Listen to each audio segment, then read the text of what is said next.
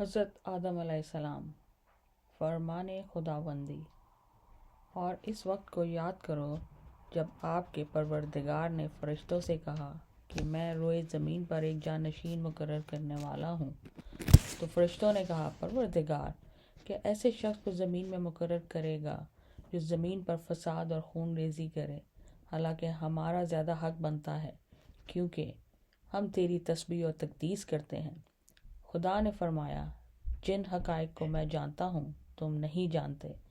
پھر علم اسماء، علم اسرار خلقت اور موجودات کے نام رکھنے کا علم سب کا سب آدم کو سکھا دیا۔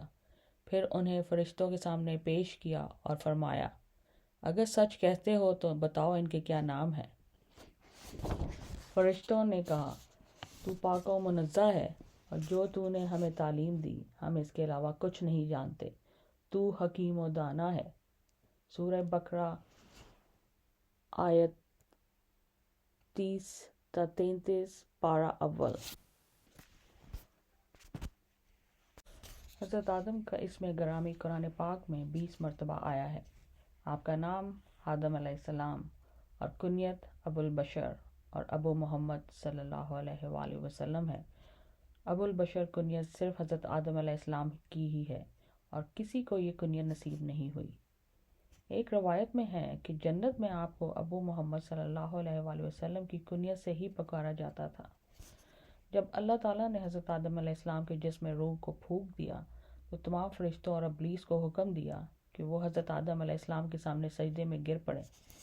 تو عام فرشتے تو سجدے میں گر گئے مگر ابلیس اکڑ بیٹھا اور اس نے سجدہ کرنے سے انکار کر دیا۔ یوں وہ اللہ کے حکم کی نافرمانی کی پاداش میں ہمیشہ کے لیے لعین اور مردود ہو گیا۔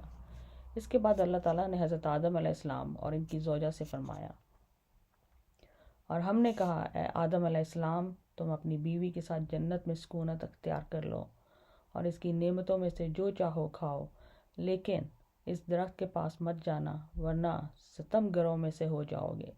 سورہ بقرہ۔ اس طرح حضرت آدم علیہ السلام اور ان کی بیوی حضرت حوا علیہ السلام جنت میں آرام و سکون سے رہنے لگے، جہاں ان کے لیے ہر طرح کی نعمتیں اور آزادی موجود تھی، سوائے اس پابندی کے کہ وہ اس درخت کے پاس نہیں جائیں گے جس کے پاس جانے سے اللہ تعالیٰ نے روک دیا ہے۔